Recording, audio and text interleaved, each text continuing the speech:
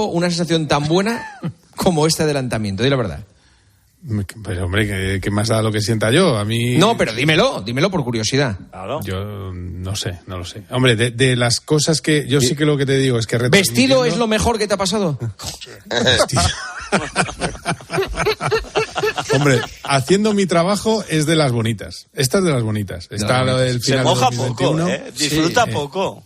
Esta es de las bonitas. Temerario el adelantamiento. A mí se me han puesto los pelos de punta, te lo digo de verdad. Me he vuelto completamente loco porque yo lo daba por perdido, hasta el propio Fernando Alonso lo daba por perdido casi, y ha sido una recuperación maravillosa. Ha hecho un segundo sector en la penúltima vuelta muy bueno, una última curva que siempre la hacía mejor que Checo Pérez, y se le ha ido un poquito a Checo y ha aprovechado y le ha metido el coche. Ha sido la verdad es que ha sido un subidón maravilloso y es una manera de ganar el podio pues por 4,5 metros, solo 53 milésimas. Pues de las que hacen afición. Damon Hill diciendo hay un chaval joven que creo que hay que fichar, que es Fernando Alonso, Mark Webber, está todo el mundo del automovilismo rendido a lo que ha hecho hoy el piloto asturiano. Vale. Mañana hablamos, en el Soufflé. Un abrazo. Ahí está. Venga, abrazo. Gracias. Manolo Lama, ¿en qué año ganará Bellingham su primer Balón de Oro? Oye, ¿no se le hicieron la semana pasada? No, eso sí lo ganaría en algún momento. Claro. ¿A que cuántos iba a ganar? Es verdad, le preguntaron cuántos iba a ganar. ¿Y tú qué has dicho, Manolo, ahora? 2? En 2 o 3 décadas. Vale. Paco González, España gana la Eurocopa, pero tienes que llevar durante 2 meses los pantalones de Bellingham y la chaqueta de Vinicius de la gala del Balón de Oro. ¿Lo firmas? El pantalón me parece la cosa más hortera y lamentable del mundo, pero prefiero llevar los pantalones de Bellingham a la chaqueta de Vinicius. Ah, pues yo no. La chaqueta de Vinicius con una buena camisa y unos vaqueros la defiendes. Es que el rojo me recuerda a un club nocturno, entonces no me... No te hallas. ¿Dónde? Por lo que has sido tú, Paco, joder. Gonzalo Miró, ¿has desaprovechado el Atleti esta jornada una oportunidad de dar un golpe sobre la mesa? Sin duda. Marchante, Madrid, Girona, Atleti, Barça. ¿Cuál se descuelga antes de la lucha por la Liga? Girona. Vale, Girona. Fouto, ¿debe dimitir Medina Cantalejo después de este fin de semana? Hombre, si dimitís alguno de los que estés en este tertulión antes, sí. Sí. Haríamos un bien al fútbol y a la radio. Sí. ¿Quién crees que sería el primero que debería dimitir de este tertulión? Manolo Lama. Pues mira, cuenta con ello. Yo sí, si a cambio de mi división va a la calle Medina Cantalejo los árbitros, cuenta con ello. Bueno, yo sí soy Medina Cantalejo. Si soy Medina Cantalejo y estoy oyendo, te lo juro que mañana me piro. A primera hora. Pero a primera hora. A ver lo que hace Lama. Manolo se sacrifica por el grupo. He dicho Medina Cantalejo y todos los árbitros, A todos, vale. Vale. Ciro López, ¿qué prefieres? Los de primera ref, segunda ref y tercera no son muy buenos. ¿Qué prefieres, Ciro? ¿Que el Madrid gane la Champions o ver a Paco con los pantalones... Joder, ¿esto qué? O ver a Paco con los pantalones de Bellingham y la chaqueta de Vinicius. Como tenemos 14, prefiero ver a Paco con la chaqueta de Vinicius. Vale. Y Rico, los pantalones de Bellingham también. Rico, ¿hay que abrir el melón de la continuidad de Xavi? No. Vale. ¿Cambiabas a Xavi por Michel, Rico? No. Uy. Cuidado. Esos 2 segunditos. Ha habido silencio. No sé si tiene retardo en la comunicación o...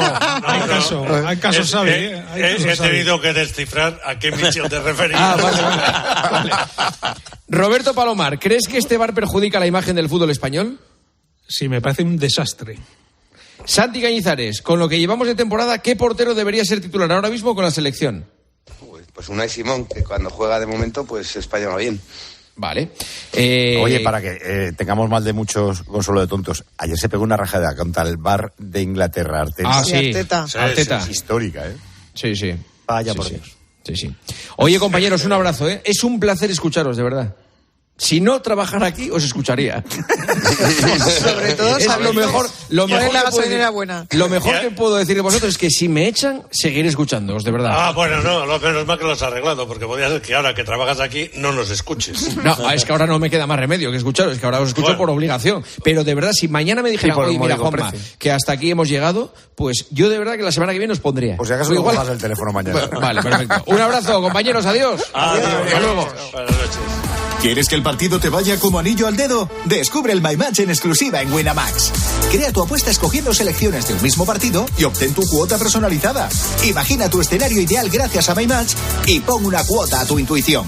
Winamax, las mejores cuotas. Juega con responsabilidad, solo para mayores de 18 años. I hear the sweet Señoras, señores, hasta aquí el tertulión, hasta aquí tiempo de juego, que ha arrancado a las 12 del mediodía, o sea, 13 horas y 35 minutos. 13 horas y 35 minutos de programación deportiva en la cadena COPE. Pico y pala, pico y pala. ¿Habrá alguien que haya escuchado las 13 horas y 35 minutos? ¿Todo el rato? Aparte de Paco, que ha estado todo el rato ahí pendiente. Ojalá que haya mucha gente que disfrute escuchando la radio. Se quedan con Arjona. Mañana a las 11:30 el partidazo. Adiós, gracias. Juanma Castaño. Tiempo de juego. COPE. Estar informado.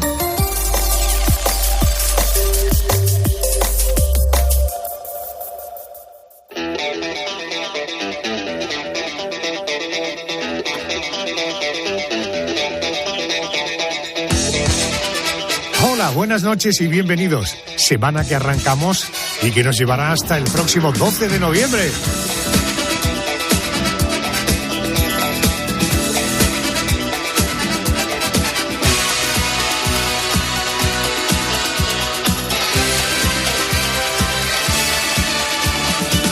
En la realización, Javier Campos. Bueno, vamos al contenido del programa esta noche. Ojo, porque nos esperan curvas y la primera curva que enfrentaremos será precisamente el de la crónica negra. La dama oscura del programa es Mónica García. Buenas noches. Hola, Adolfo, buenas noches. Hoy vamos a abrir efectivamente un expediente muy duro, el de Ian Brady y su novia Mira Handley, ambos británicos. Fueron apodados los monstruos de los páramos porque enterraban a sus víctimas en una misma pradera. Aunque fueron condenados a cadena perpetua por el secuestro, tortura, violación y asesinato de 5 menores de edad, se cree que fueron muchas más sus víctimas. Se cree que pudieron llegar a ser varias decenas. Un dúo, una pareja, probablemente el líder de la pareja, él. Ahí se produce un fenómeno psicológico muy interesante que analizaremos esta noche. El poder de la influencia. 1, 2, 3. Después del boletín de las 2, 1 en Canarias, nuestro especial que hoy va de Carmen Cerván. Buenas noches. Hola, Adolfo. Buenas noches. Hoy vamos a pasar por distintas partes del mundo donde un día alguien hizo un descubrimiento que se convirtió en histórico. Algunos fueron descubrimientos perseguidos y otros por pura casualidad. Te voy a poner algún ejemplo. Por ejemplo, los guerreros de terracota en China, que es considerado el descubrimiento arqueológico más importante del siglo XX. O las ruinas de una ciudad del antiguo Imperio Romano que está en un espectacular estado de conservación, como es la ciudad de Pompeya. Las nuevas obras proporcionarán al pueblo un nuevo acueducto, mejores saneamientos, termas más grandes y un nuevo circo. Una nueva Pompeya. Qué bueno, guerreros de terracota se cuentan por miles. Y ojo, porque estamos hablando de que cada individuo tiene una medida casi de 1,80. Imaginaros el ejército que se hizo a mayor gloria del emperador chino. Bueno, vamos con el dati de cuestión del programa. Pedro González, el porqué de las cosas a partir de las 3:02 en Canarias. Así es, buenas noches, Adolfo. Vamos a resolver con ayuda de expertos algunos porqués esenciales para la historia del universo, como por ejemplo, cuando la perra Laika subió al espacio, ¿quién recogía sus caquitas, ¿La basura que hay en el espacio hace que el universo sea una mierda? En definitiva, ¿qué pasa con la basura espacial? ¿Barren y la meten debajo de un asteroide o qué? Bueno, y además, cuidado, como le dijo la niña del exorcista al padre Carras. ¿Por qué vomitamos?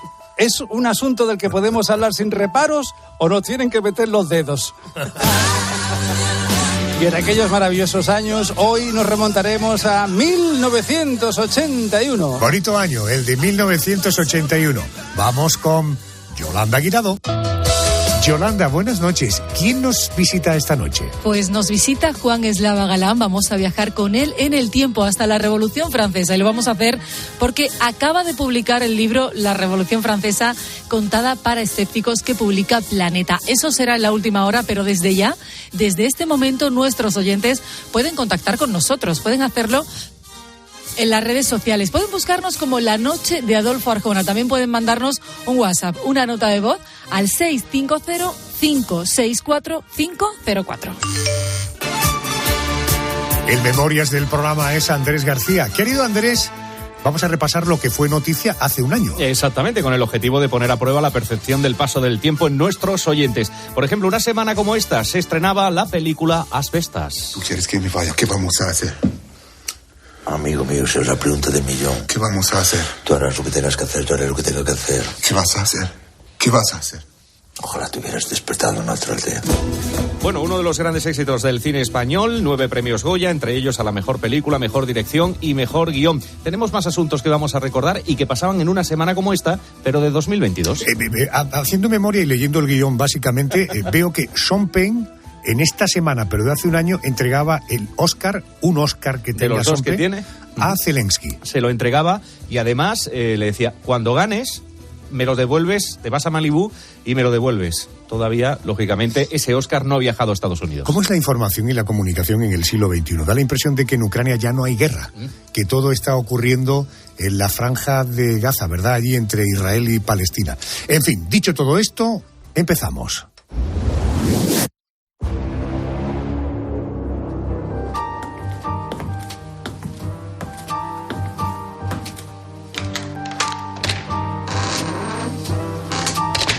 Crónica Negra.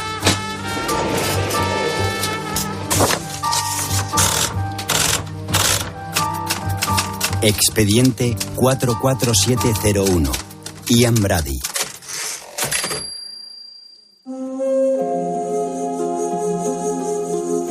La joven Paulina Reedy nunca hubiera imaginado que su asistencia a la fiesta de ferroviarios sería su perdición. En la noche del 12 de julio de 1963, la chiquilla de 16 años se vistió con su traje más bonito y se adentró en el recinto donde todos bailaban y bebían alegremente, olvidando los problemas del día a día. A los pocos minutos, una mujer rubia se le acercó y entabló conversación con ella. Parecía estar sola y era simpática. Hablaron durante un buen rato, hasta que la desconocida le propuso que le acompañara a los páramos de Saddleworth, el mismo condado británico de Gran Manchester, para ayudarle a encontrar un guante que presuntamente había perdido allí. Al llegar a la zona, apareció un hombre. Comenzó a golpear a Paulina, dándole patadas y puñetazos ante la mirada impasible y sádica de la otra mujer. Luego, el recién llegado la desnudó, la violó y terminó estrangulándola.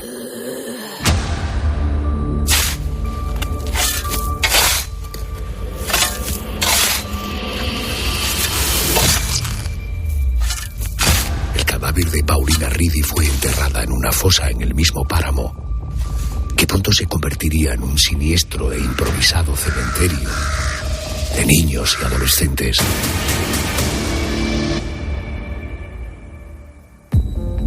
Los asesinos Ian Brady y Mira Hanley quitaron la vida a un número aún desconocido de víctimas y fueron apodados como los monstruos de los páramos. Él, un fanático del nazismo y del sadomasoquismo más extremo. Ella, una mujer manipulable y locamente enamorada de Ian, al que obedecía en todo. Condenados a cadena perpetua, sus crímenes significaron un antes y un después en la historia criminológica británica y calaron de tal manera en la opinión pública que aún se les recuerda con una acentuada repugnancia.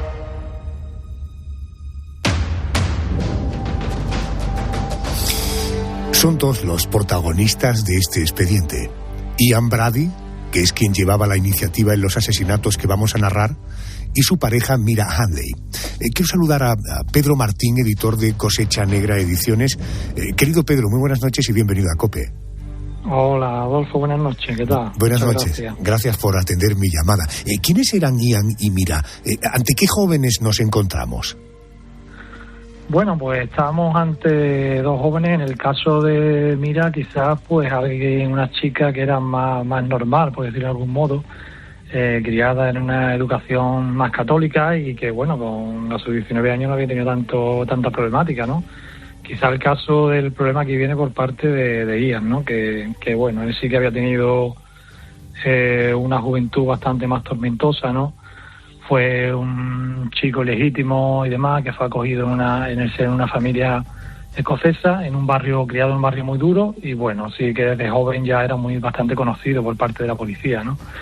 Sobre todo por torturar a animales, que curiosamente es no curiosamente, ¿no? Porque está claro, está ya demostrado, se han hecho estudios en el que parece que es un patrón previo de los asesinos en serie, ¿no? Y estas personas violentas que torturan animales, ¿no? Tenemos varios casos ya conocidos de Patrick Sherry, de Ted Bundy y de otras personas que actuaron de ese modo, ¿no? Antes de empezar a matar o a asesinar. Este tipo ya estuvo en la cárcel. Cuando sale, va a colocarse en una empresa, a trabajar en una empresa química. Allí conoce a Mira, ella era mecanógrafa, hablo del año 61. Ya en las primeras semanas de relación, Ian hizo leer a Mira varias obras sobre nazismo y también textos del Marqués de Sade. En poco tiempo Mira se tiñó el pelo de rubio, se vistió como las mujeres alemanas durante la Segunda Guerra Mundial e incluso se sacó, a petición de Ian, una licencia de armas, algo que él no podía hacer, por cierto, por haber pasado por la cárcel, ¿no? Dejó de lado sus creencias religiosas, se posicionó en contra de los judíos y de los negros, incluso detestó, como Ian, el gremio al que pertenecía, el de las mujeres. En el ámbito sexual se aficionó al sadomasoquismo. ¿Hasta qué nos puede llamar la atención cómo Ian ejercía una enorme influencia en esta chica, en su pareja? Pero Pedro, hasta el punto de ayudarlo a matar y a violar, porque cuesta trabajo creer esto, ¿no? Sí, la verdad que es algo que resulta un poco bastante difícil de creer, ¿no? Pero sí, en este caso, pues esta chica se ve que era bastante flexible mentalmente, no tenía esa fuerza, y en el caso de Ian, pues también tendría una fortaleza mental que hizo, la supo llevar por el mal camino, hasta llevarla a cometer atrocidades, ¿no? Grabando los crímenes que cometía, no crímenes, porque solamente fueran crímenes, estamos hablando de violaciones a niños de 12 años, estamos hablando de palizas, de cosas horribles, ¿no? Y ella cedió en todo momento. Es verdad lo que tú dices, que le fue llevando por el camino. El Mein Kampf, famoso libro de Hitler que escribió en la cárcel, parece que fue un poco el que sirvió ahí para llevarla a su terreno, y cambió todo para adaptarse a su forma, ¿no? Y aparte de eso, que era un sádico en todos los aspectos, y cuando ya conoció a Mira, cuando ya empezaron a tomarse fotos obscenas y empezaron a obsesionarse con el sexo, ¿no? O con un tipo de sexo que ellos entendían que era, no sé, en este caso, pues es que es algo incomprensible, pero ellos lo veían, le gustaba lo que hacía, ¿no? Está claro. Su primera víctima, como hemos relatado al arranque del expediente, fue una joven de 16 años, Paulina Ridi. También hemos dicho que no se puede saber a ciencia cierta el número de víctimas. ¿Cuál es el número que pudo barajar la policía y, en todo caso, qué hacían con los cuerpos? Pues se barajan en torno a las 5 víctimas. Es lo que un poco hasta ahora ellos tienen contrastado, ¿no? Sí que es verdad que estas 5 víctimas, ¿no? Entre la que, aparte de la que tú has dicho, de Pauline, pues está Brady, que solamente tenía 12 años, Kate Bennett, que también tenía 12 años, Leslie, que tenía de 10 años, y por último un chico de 17 años que se llamaba Edward Evans, ¿vale? Con ello lo que hacía, bueno, se ve que Mira era el gancho un poco, era la persona que atraía a los chicos y tal, y bueno, le propinaban lo que hemos dicho, aberraciones, porque con niños de esas edades estamos hablando de aberraciones, y después, una vez que los mataban, pues por eso, como se ha dicho en la entradilla, los llevaban al cerro donde enterraron, ¿sí? El páramo, que era Savage Walk, y allí pues han aparecido todos los cuerpos de estos que hemos citado, menos el de uno. El de uno de ellos, Bennett, no ha aparecido. No apareció. Entiendo. Pedro, ¿cuándo fueron descubiertos y detenidos? ¿Cuál fue su error después de 5 asesinatos sin que los hubieran pillado? Bueno, el error que suelen cometer estos asesinos normalmente cuando se les coge es el típico ego que tienen, que ellos quieren que lo que hacen parece que también no quede escondido, ¿no? Sino que quieren tener esa repercusión, ¿no?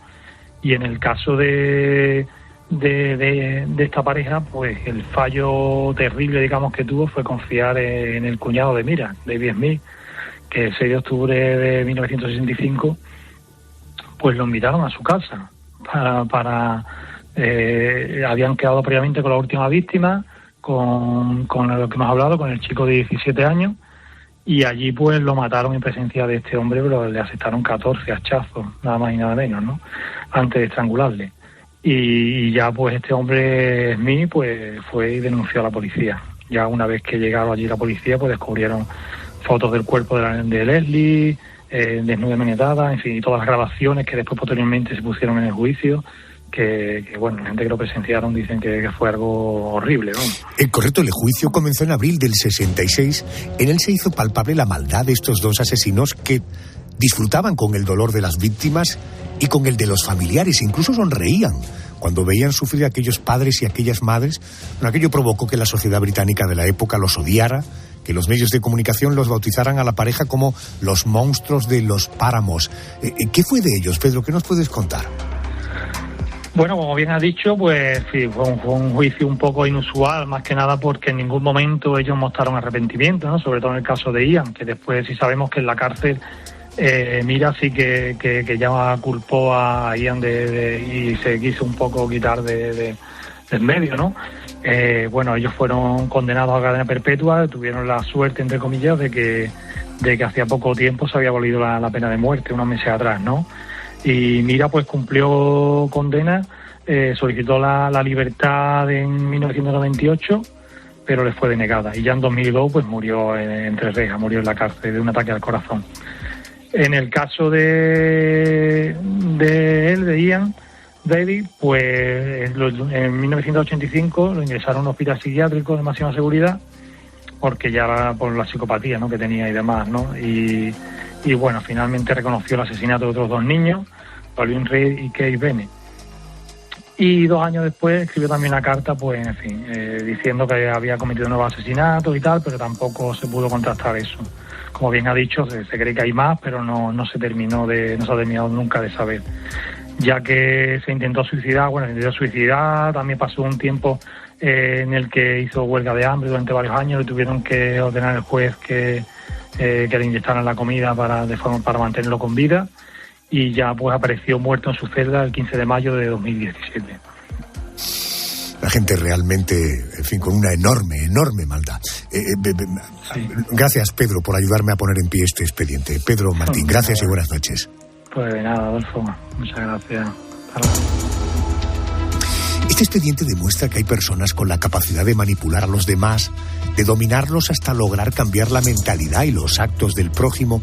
Personas capaces de conseguir una obediencia total de aquellos que se sienten fascinados por su presencia. Pero ¿hasta qué extremo? ¿Es posible que una mujer como Mira, aparentemente cariñosa y responsable, pueda ser manipulada hasta convertirse en una despiadada asesina de niños?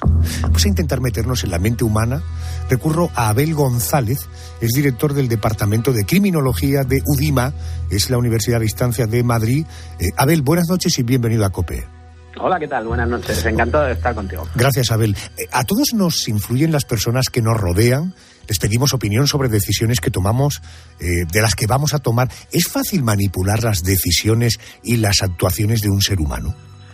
Pues efectivamente, lo único que debemos tener en cuenta múltiples cuestiones aquí, porque no es tan sencillo el poder influir y existen muchas variables alrededor, incluso en torno a las situaciones. O sea, hay situaciones en las que nosotros somos más vulnerables y por tanto pues también somos más influenciables. De todo esto se sabe bastante en el ámbito de los fraudes, por ejemplo, para que nos engañen y acabemos dando nuestros datos.